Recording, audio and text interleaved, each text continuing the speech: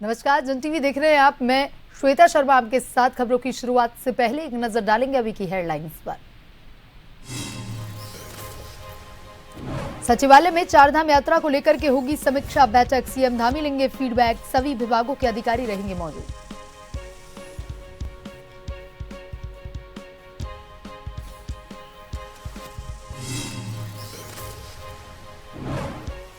कुंभ मेला 2027 की तैयारियां तेज। धामी सरकार ने दी 191 करोड़ की मंजूरी। बाढ़ सुरक्षा, सड़क, बिजली और पार्किंग परियोजनाओं को मिलेगा बढ़ावा।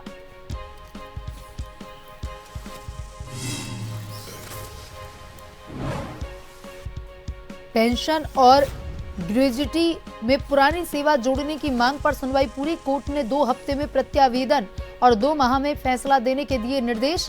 वर्क चार्ज कर्मचारियों को राहत की उम्मीद। रुड़की में राज्य मंत्री देशराज कर्णवाल मारपीट प्रकरण पर सियासत तेज। एएसपी कार्यकर्ताओं का प्रदर्शन।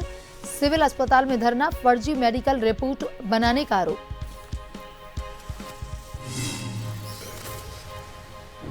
उत्तराखंड के सभी जिलों में बारिश का येलो अलर्ट। पहाड़ों पर बर्फबारी के आसार। लोगों को सतर्क रहने की सलाह।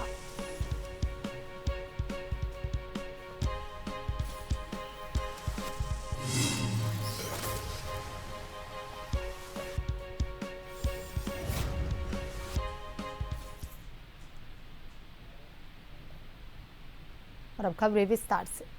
देहरादून सचिवालय में आज चारधाम यात्रा को लेकर अहम समीक्षा बैठक आयोजित की जाएगी, जिसमें मुख्यमंत्री पुष्कर सिंह धामी अधिकारियों से व्यवस्थाओं का फीडबैक लेंगे। बैठक में विभिन्न विभागों के वरिष्ठ अधिकारी मौजूद रहेंगे। यात्रा के दौरान श्रद्धालुओं की सुविधा, सुरक्षा, यातायात, आपदा प्रबंधन जैसे मुद्दों पर चर्चा होगी। सीएम धामी यात्रा को सुचारू, सुरक्षित बनाने के लिए आवश्यक दिशा निर्देश भी जारी कर सकते हैं।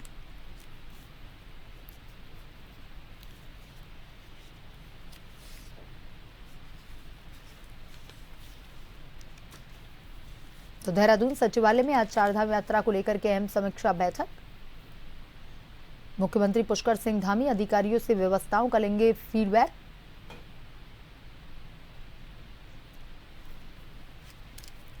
मुख्यमंत्री पुष्कर सिंह धामी ने कुंभ मेला 2027 की तैयारी और राज्य के विभिन्न क्षेत्रों में आधारभूत सुविधाओं के विकास के लिए 191 करोड़ रुपए की वित्तीय और प्रशासनिक स्वीकृति प्रदान की। इस धनराशि से बाढ़ सुरक्षा कार्य, सड़क निर्माण, शासकीय आवास, पार्किंग, बिजली परियोजना और जन सुविधाओं से जुड़े अनेक कार्य किए जाएंगे।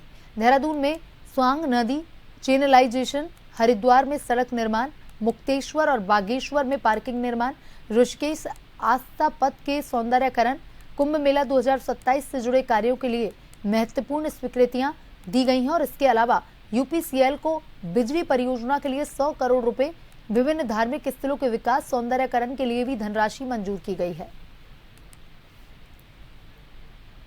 आगामी 4 और 5 जून को 2 दिवसीय दौरे पर कांग्रेस पार्टी के युवराज देवभूमि उत्तराखंड आ रहे हैं।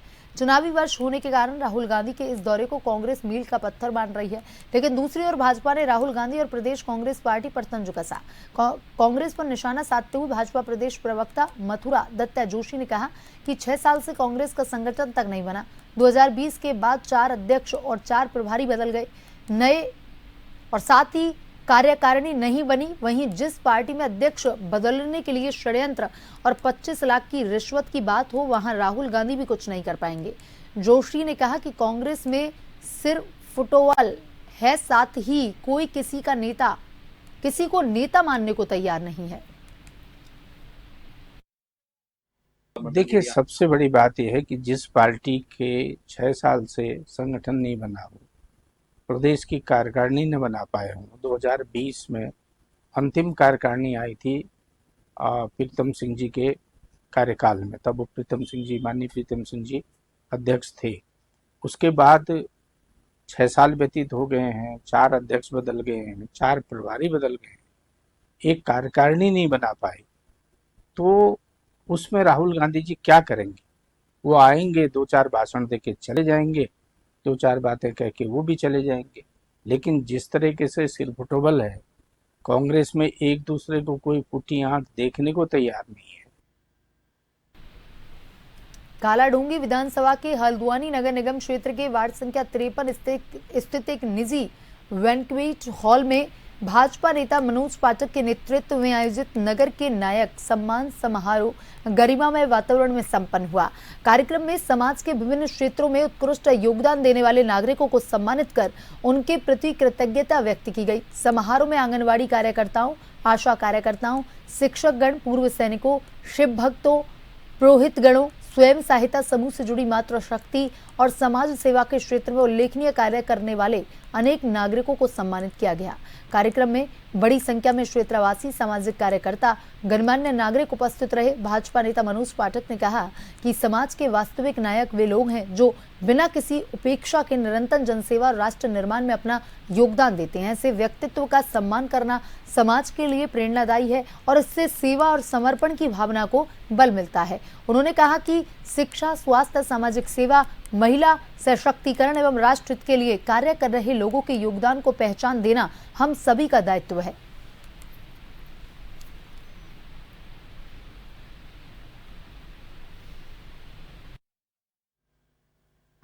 वार्ड 53 के नगर के नायकों का सम्मान समारोह आज यहाँ पर मनाया गया। मैं आभारी हूँ हमारे श्रीमान राजेश पंत जी का, हमारे सम्मानित बूथ के जितने अध्यक्ष हैं, हमारी आशा कार्यकर्ता, हमारी आंगनबाड़ी बहनें और वो श्रेष्ठ महिलाएं जो अपनी मेहनत से अपनी समाज की आर्थिकी को बढ़ाने का काम समूह के माध्यम से कर रहे हैं। सबका श्रेष्ठ बंधन उन पूर्व सैनिकों का जिन्होंने बॉर्डर पर अपना यौवन, अपनी तरुणाई इस भारत देश के मान सम्मान, स्वाभिमान के लिए दी और जिन्होंने राजकीय सेवाओं में अपनी निष्ठा से सेवाएं दी है, उन सब का बहुत बंधन, बहुत अभिनंदन। नगर के नायक का सम्मान समारोह का कार्यक्रम किया गया जो बहुत ही सफल कार्यक्रम रहा है। मनोज पाठक द्वारा राजनीतिक और सामाजिक दोनों कार्यों में महत्वपूर्ण भूमिका निभाते हुए देश और समाज को एक नई दिशा की ओर ले जा रहे हैं।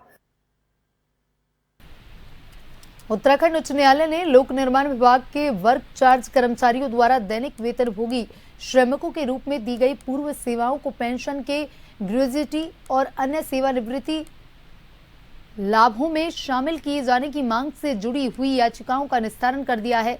अदालत ने याचिकाओं को 2 सप्ताह के भीतर संबंधित अधिकारियों के समक्ष नया प्रत्यावेदन प्रस्तुत करने और अधिकारियों को उसे 2 माह के भीतर विधि सम्मत निर्णय लेने के निर्देश दिए। मामले की सुनवाई वरिष्ठ न्यायमूर्ति मनोज कुमार तिवारी की एकल पीठ में हुई।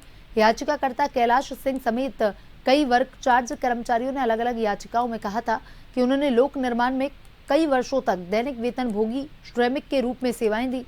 बाद में 2011 से 2016 के बीच उन्हें वर्क चार्ज कर्मचारी के रूप में नियमित किया गया।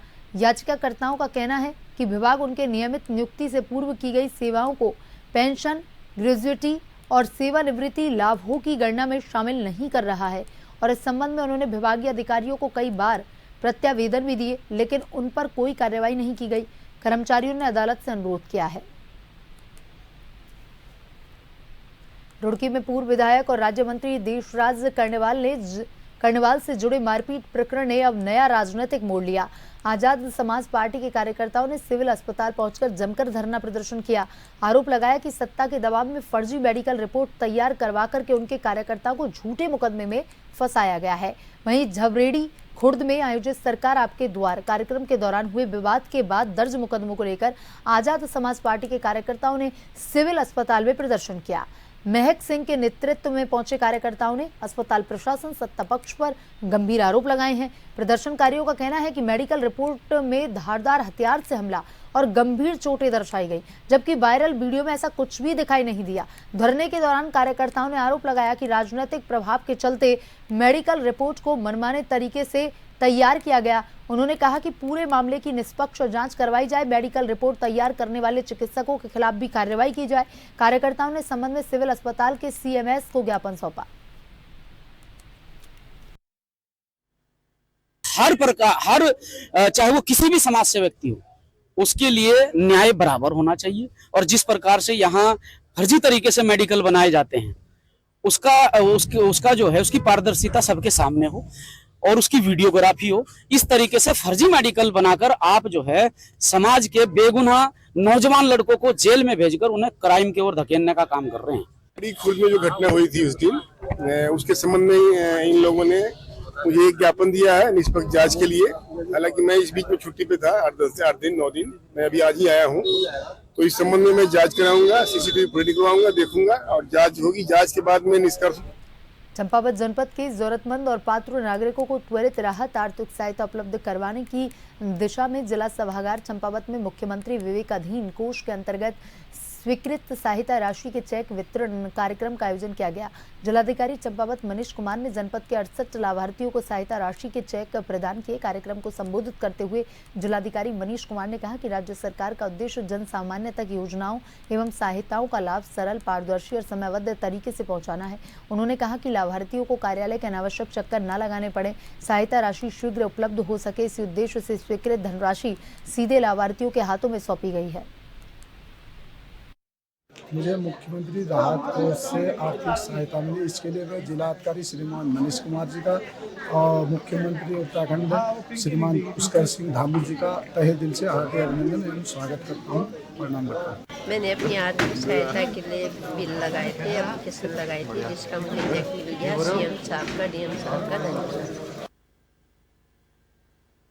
चमोली जनपद में स्थित फूलों की घाटी का देशी और विदेश पर्यटक दीदार कर सकेंगे। नंदा देवी राष्ट्रीय उद्यान ने घाटी को पर्यटकों के दीदार के लिए खोल दिया। अब पर्यटक घाटी में आवाजाही कर सकेंगे। फूलों की घाटी प्रकृति प्रेमी और ट्रेकर्स के लिए किसी खजाने से कम नहीं मानी जाती। यहाँ बड़ी संख्या में हिमालयी जड़ी बूटियां और फूल पाए जाते हैं। घाटी की जैव विविधता को देखते हुए यूनेस्को की ओर फूलों की घाटी को विश्व धरोहर में शामिल किया गया है। घाटी के खुलने के स्थानीय पर्यटन व्यवसाय को भी नई रफ्तार मिलने की उम्मीद है। हर वर्ष की तरह इस बार भी जून महीने की शुरुआती सप्ताह में घाटी को पर्यटकों के लिए खोल दिया गया है। काशीपुर में अपराध नियंत्रण बाहरी व्यक्तियों के सत्यापन के लिए चलाए जा रहे पुलिस के विशेष अभियान ऑपरेशन प्रहार के दौरान काशीपुर में उस समय हंगामा खड़ा हो गया जब सत्यापन अभियान में जुटी पुलिस टीम और 2 युवकों के बीच विवाद हो गया। पुलिस ने दोनों युवकों को सरकारी कार्य में बाधा डालने, अभद्रता करने, पुलिसकर्मियों के साथ धक्का मुक्की करने के आरोप में गिरफ्तार कर लिया है। बता दें, वरिष्ठ उप निरीक्षक नवीन के नेतृत्व में पुलिस टीम SRF फैक्ट्री और आसपास के क्षेत्रों में किराएदारों और बाहरी व्यक्तियों का सत्यापन कर रही थी और इसी दौरान पुलिया के पास एक मोटरसाइकिल सवार युवक कथित रूप से गलत दिशा से तेज गति से आता हुआ पुलिस वाहन से टकरा गया। हादसे में युवक को मामूली चोटें आई। पुलिस का कहना है कि युवक की पहचान पारस अधिकारी के रूप में हुई है। उसे यातायात नियम सुरक्षा को लेकर समझाने का प्रयास किया गया, लेकिन वह नाराज हो गया और कथित रूप से पुलिसकर्मियों के साथ अभद्र भाषा का प्रयोग करने लगा।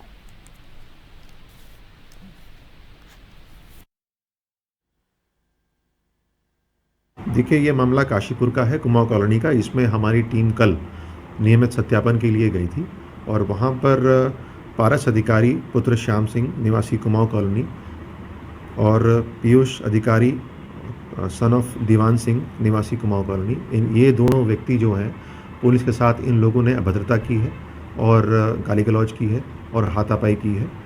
पुलिस ने मौके पर इनको समझाने का प्रयास किया, परंतु इनके द्वारा जो है अभद्रता की गई और इन्होंने अपने परिवारजनों को भी वहाँ पर बुलाया और भीड़ इकट्ठी की है। इस मामले में पुलिस ने उचित कार्रवाई करते हुए मुकदमा पंजीकृत किया गया है और पीयूष अधिकारी और पारस अधिकारी की गिरफ्तारी की गई है। की तरफ रामनगर ग्राम सभा अमूठा पाटकोट में शुक्रवार को उस समय सनसनी फैल गई जब एक बंद पड़े पानी के टैंक में मानव कंकाल मिलने की सूचना पुलिस को दी गई। ग्राम प्रधान जगदीश चंद्र द्वारा 29 मई 2026 को थाना रामनगर कोतवाली को इस संबंध में जानकारी दी गई। सूचना मिलते ही पुलिस मौके पर पहुंची, जांच प्रक्रिया शुरू की। मौके पर मौजूद पुलिस अधिकारियों ने प्रारंभिक तौर पर अनुमान जताया कि बरामद कंकाल लगभग 6 माह पुराना हो सकता है। बंद पड़े पानी के टैंक में कंकाल मिलने की खबरों से क्षेत्र में चर्चा चिंता का माहौल बन गया है। पुलिस ने बताया कि कंकाल की पहचान सुनिश्चित करने के लिए DNA सैंपलिंग की जाएगी, जिससे मृतक की पहचान, मामले की वास्तविक स्थिति स्पष्ट हो सके। इसके साथ ही पुलिस अन्य पहलुओं को ध्यान में रखते हुए जांच को आगे बढ़ा रही है।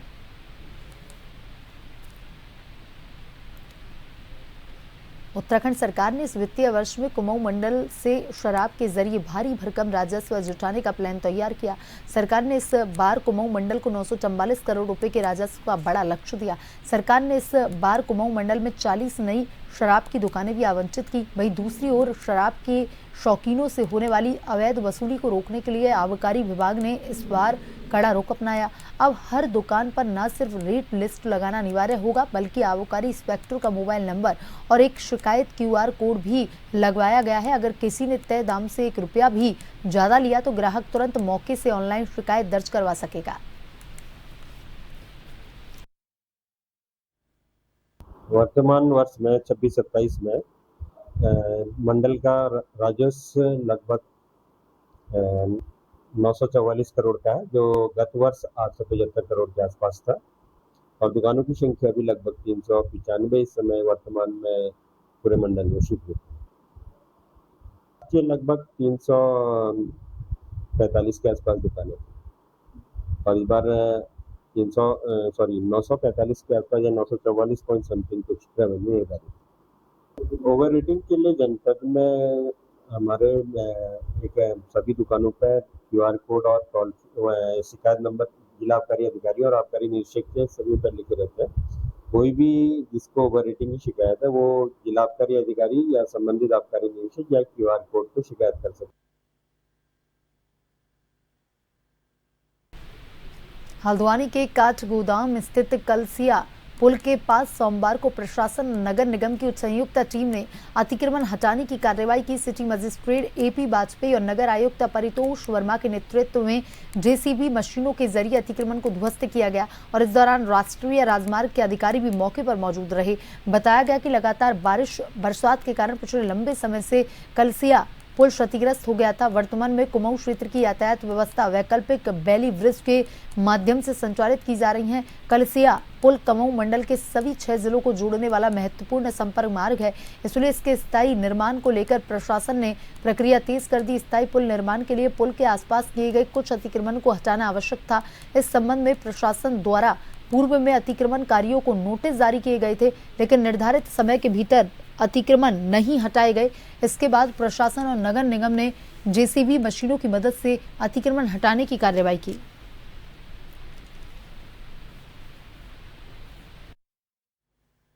ये हमारा कलसिया ब्रिज है और हमारे नेशनल हाईवे पे स्थित है, जो कि हमारे नैनीताल टूरिस्ट प्लेस के साथ साथ पूरे कुमाऊं की लाइफलाइन है। लगभग 2-3 साल पहले अतिवृष्टि के कारण जो मेन ब्रिज था वो नुकसान हुआ था। उसके बाद से एक टेम्परेरी वैली ब्रिज पे ही पूरा ट्रैफिक चल रहा है। अभी शासन ने इसमें धनराशि स्वीकृत की है और नया ब्रिज यहाँ पर 2 लेन बनना है। जब तक वो बनेगा तब तक ट्रैफिक को चलाए रखने के लिए और स्थायी ब्रिज अप स्ट्रीम में यहाँ पर लॉन्च किया जाना है और ये करीब 34 मीटर स्पान का है। देखिए, क्योंकि यहाँ पे NH का पुल बनना है कलसिया पे और पूर्व में जो चिन्हित अतिक्रमण है इनको नोटिस भी दिए गए थे जो पुल के निर्माण में बाधक बन रहे हैं। इसी के तहत क्योंकि नोटिस अवधि हमारी पूर्ण हो चुकी है और उससे अधिक समय इनको व्यतीत हो चुका है। कई बार NH के अधिकारियों के कहने पर भी आपके द्वारा स्ट्रक्चर से यहाँ पे खाली नहीं किए गए, तो इसी के मद्देनजर प्रशासन और नगर निगम द्वारा संयुक्त रूप से कार्रवाई की गई है और जो चिन्हित हमारे अतिक्रमण है उनके दुकानें खाली कराई जा रही है और अतिक्रमण को हटाने की कार्रवाई की जाए। काठगोदाम स्थित कलसिया पुल के पास सोमवार को प्रशासन और नगर निगम की संयुक्त टीम ने अतिक्रमण हटाने की कार्रवाई की है।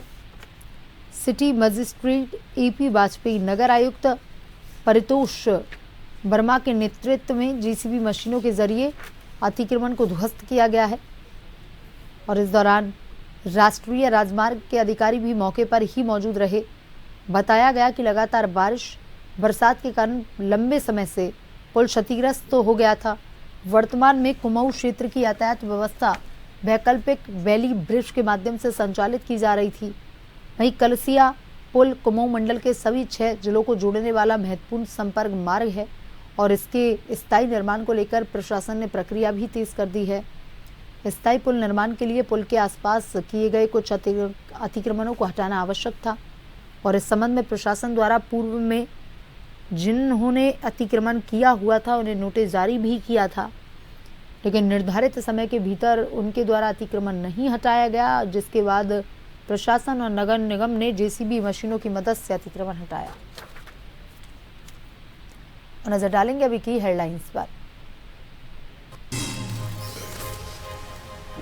सचिवालय में चारधाम यात्रा को लेकर होगी समीक्षा बैठक, सीएम धामी लेंगे फीडबैक, सभी विभागों के अधिकारी रहेंगे मौजूद।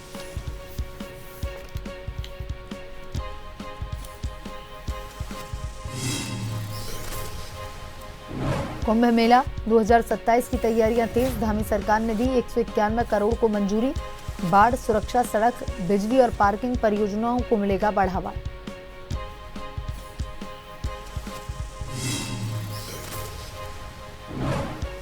पेंशन और ग्रेजुएटी में पुरानी सेवा जोड़ने की मांग पर सुनवाई पूरी, कोर्ट ने 2 हफ्ते में प्रत्यावेदन और 2 माह में फैसला देने के दिए निर्देश, वर्क चार्ज कर्मचारियों को राहत की उम्मीद।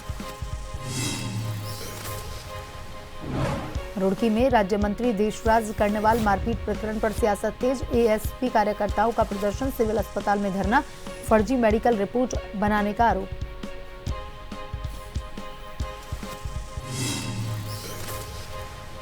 उत्तराखंड के सभी जिलों में बारिश का येलो अलर्ट, पहाड़ों में बर्फबारी के आसार, लोगों को सतर्क रहने की सलाह।